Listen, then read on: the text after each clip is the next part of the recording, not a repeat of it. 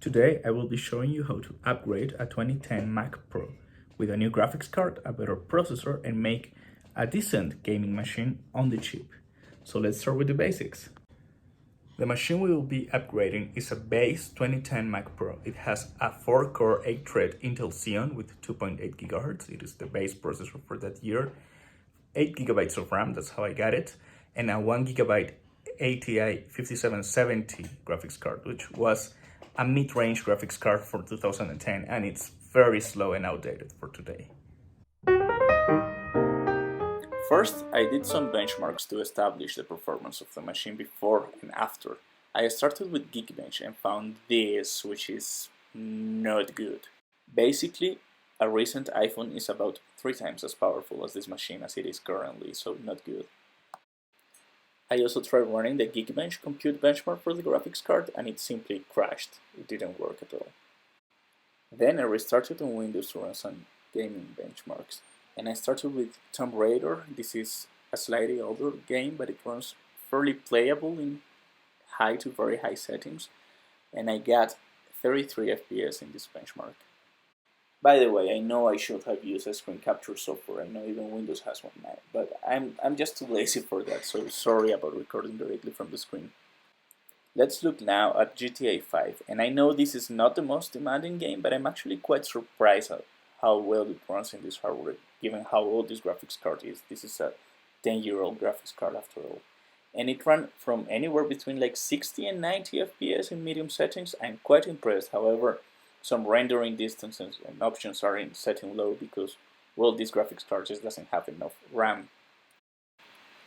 And as you can see, the frame rates really do vary a lot depending on the scenario and stuff. So in the city it goes down to about 50 FPS and out in the fields it goes over 90 even.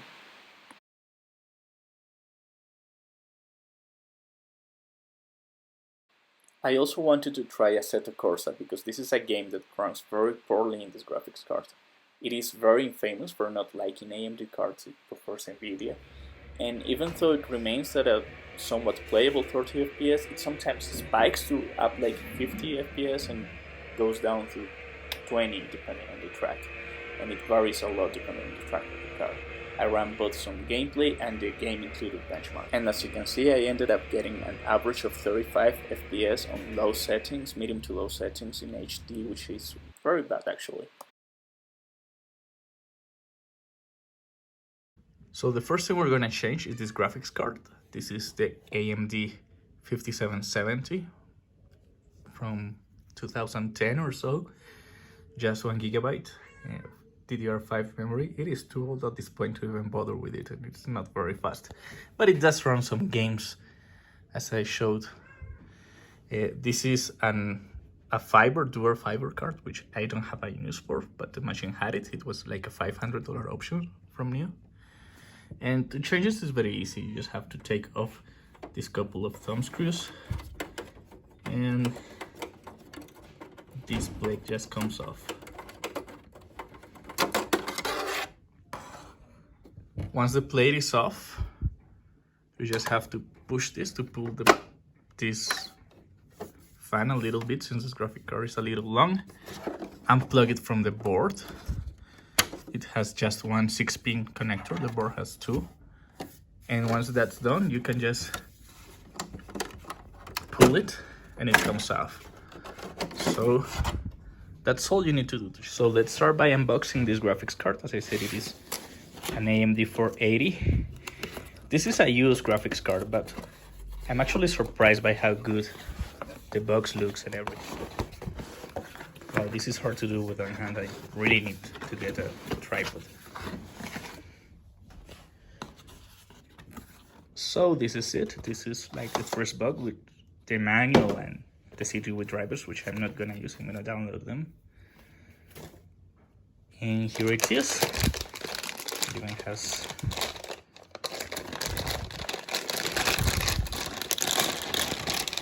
this is like anti-ASMR, I think.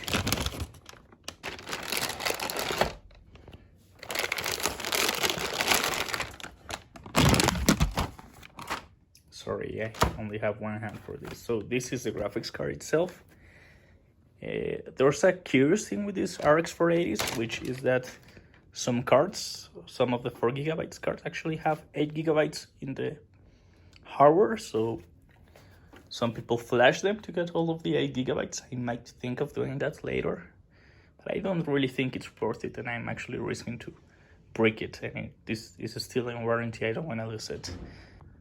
To put the graphics back in, you just have to push it in place, basically, and it just slides. Sometimes you have to wiggle it around a little bit. I think it was already in and I just screwed it. Yes. So there it is, and now I just have to put the plate back in.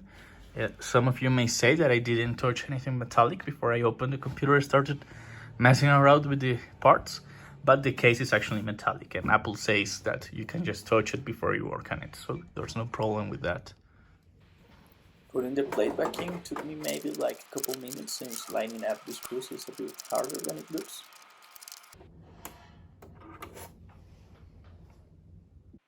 One thing I forgot to consider is that the new graphics card doesn't have a DVI port as the old one, and the monitor is DVI, so I need to get an adapter for that. Then I just took off the old power cable from the old graphics card and just transfer it to the board and the new graphics card with no issue. So that's the graphics card done. Now I'm gonna go do the processor, which is in theory harder, and I say harder because it is probably the only part in this computer that you need a tool to change. To take out the tray that contains the processor and the RAM, you just have to unlock this and pull. There are two versions of this tray, one with 2 processors and one with just one. Mine is the 1 processor version. As I said before, this machine has 8GB of RAM in 2 sticks. It supports up to 4 sticks for a total of 64GB. If you have the dual processor version, you can get up to 128GB in 8 RAM sticks of 16 gigs each one. Once you've taken the processor tray out, you will need to unscrew the heatsink, and for that you will need a special tool. It is a 3mm hex key, which is long enough to go through the heatsink. I found this on eBay for around $2.6, and it was something like $20 in my country. So there are 4 screws in total. 4 of them go directly over the processor, so be careful not to apply any pressure when unscrewing. I tried to unscrew in a cross pattern, similar to when you're unmounting a car tire. That way, pressure is applied uniformly across the processor, and you are not risking damaging it, which will be very bad. Finally, once the heatsink is loose, you can just take it off, and here you can see the thermal paste all over the copper heat spreader, and down there is the processor. Now we're just gonna clean the heatsink with a bit of alcohol. Just have to rub it for a while, and the old thermal paste just comes off.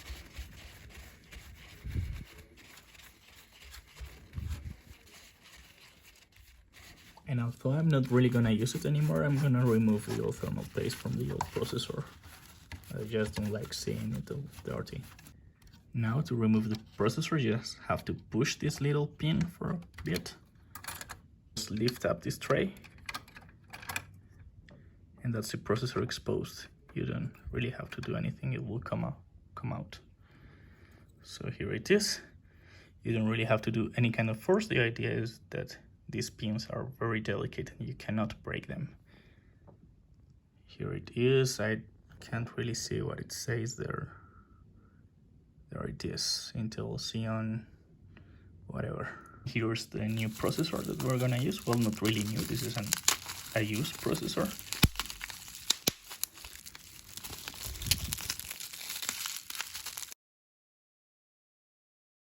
To put it back in, you just have to line it up again the same way. This notch goes in this side, and once it is in place, you don't really have to do any kind of force. It is very delicate. You just close it back and put this back in. Lastly, before we can put the heatsink back on, we need to apply a little bit of thermal paste. My thermal paste is kind of ugly. It looks a little bit like poo or chocolate fudge. In chocolate rain, the school books say it can't be here again. Chocolate rain. However, supposedly this has copper particles, and I don't know. There's not really much difference between different thermal compounds unless you're really gonna push this and overclock it. So even this will do just fine. There are lots of ways to apply thermal paste, and everyone seems to think that their way is the right one and everyone else's is wrong. You can do dots, X's, circles, whatever. The trick is just don't apply too much. Once you put the heatsink on, it will spread evenly across the surface. If you put too much, it will spread over, and if you put too little, it won't do its work. Now it's just a matter of putting the heatsink back on without doing any kind of force and screwing it again. Do it again in cross. Be careful not to apply too much force.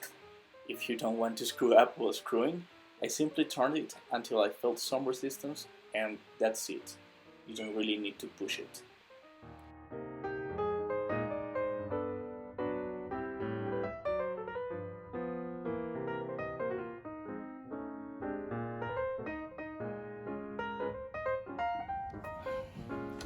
Now I just put the tray back in and simply hope for the best. Hopefully this will work on the first boot.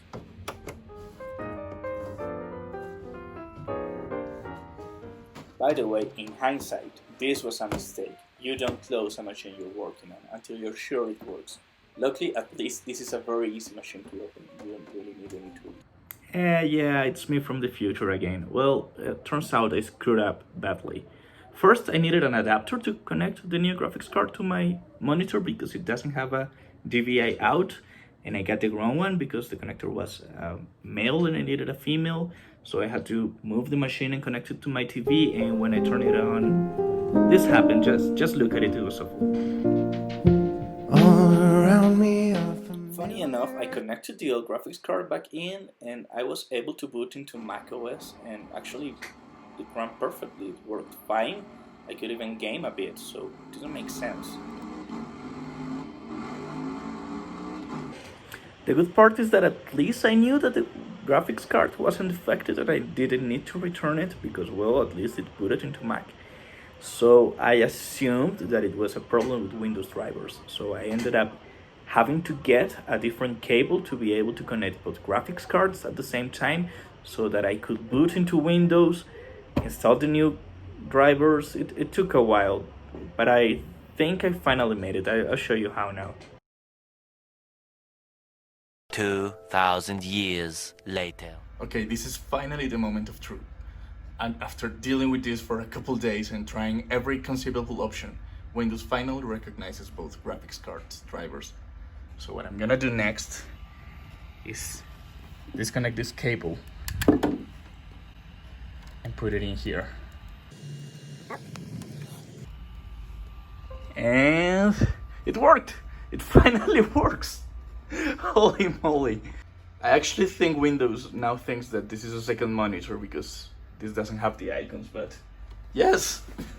So, let's see if there's a mouse. Yes, here it is.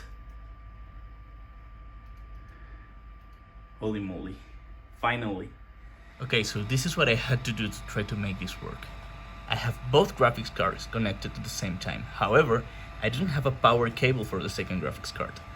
I tried looking for the mini 6pin to 6pin cable, the same as the other card, and they're not readily available that much and they're quite expensive.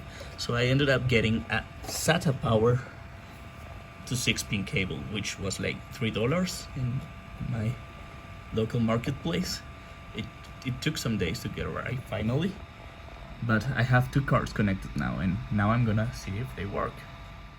So now that it finally works, I can finally disconnect the old graphics card, although I think I'm gonna just leave it there without power in case I need it again, and use the computer with the new graphics card as I intended to finally see how well it works with games and Windows and all the like.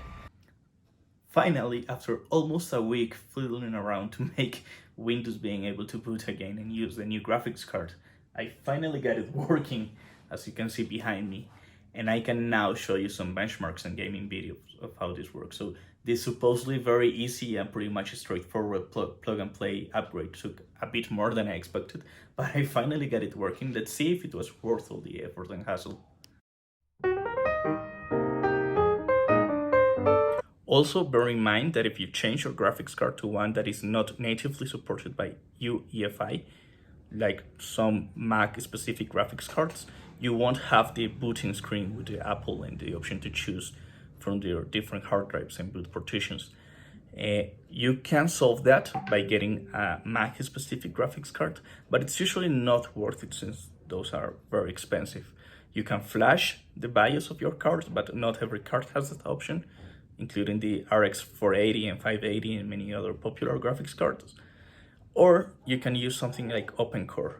I will put a link in the description on how to get OpenCore running on your Mac Pro, and it is actually quite easy. However, I couldn't make mine work with my Windows hard drive, so I reverted back to the normal bootloader, and your screen will be black when you turn on your Mac, but you will hear the bong at the beginning, and you will eventually boot into your operating system. Let's start with Tomb Raider. If I'm correct, this game got 33 frames per second in the last benchmark. Very stable, but still low 30s. So let's see how it does now.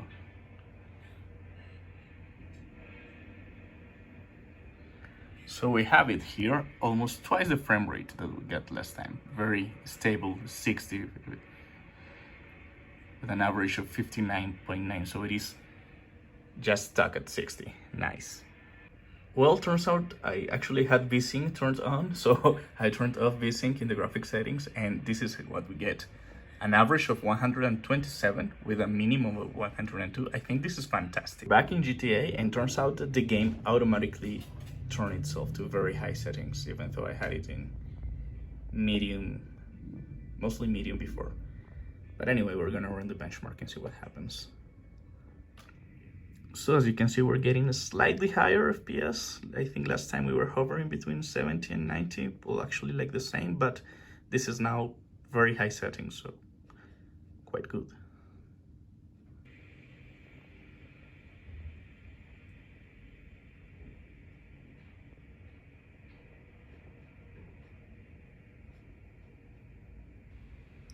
So even though we're not really getting much more FPSs in GTA 5, it is still an improvement considering we're now in very high settings except for anti-aliasing, and we used to be in medium to low settings before.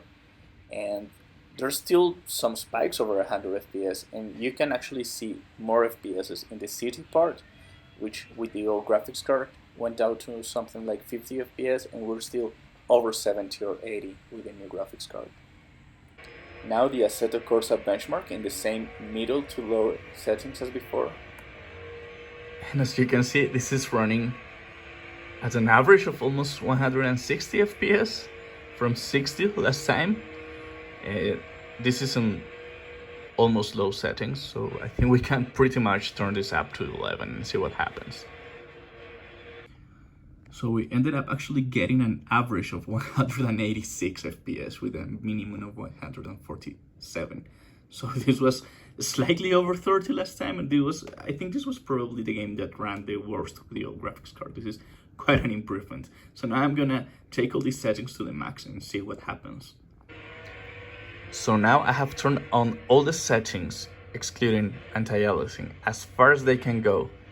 And even though this is a game infamous for not liking very much AMD cards, this is actually running very smooth at around 60 FPS. I'm actually quite impressed.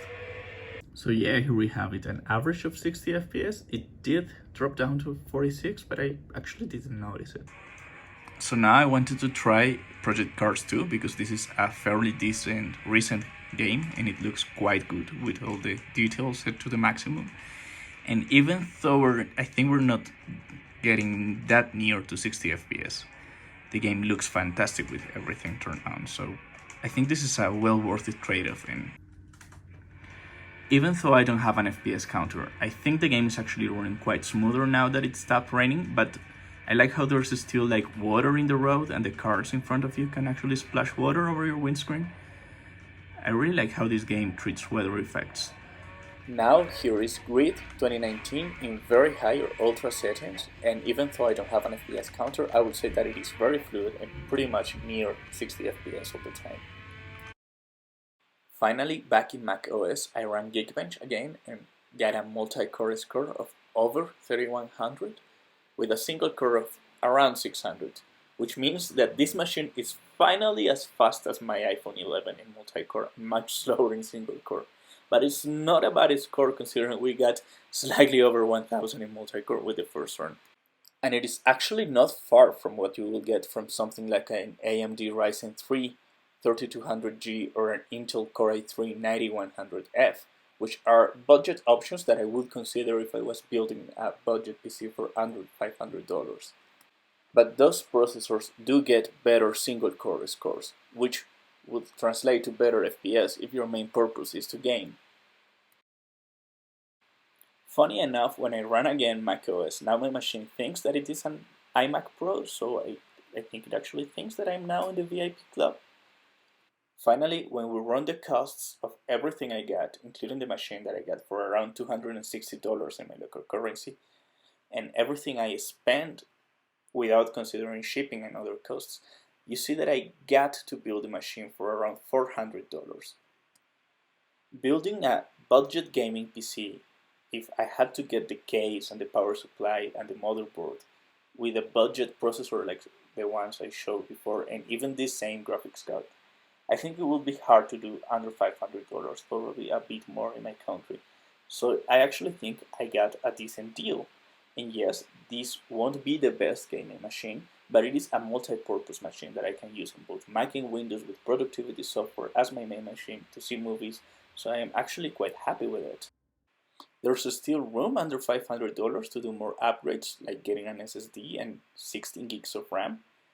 And I actually think that the case looks actually quite great, much better than any PC that I could build at this sort of price range. Besides, if you already have one of these or even find a cheap base model like I did, it is cool to know that you can get much more years of work out of this, pretty much triple its performance for just about $130, and even do some 1080p gaming or 4K video streaming if you want.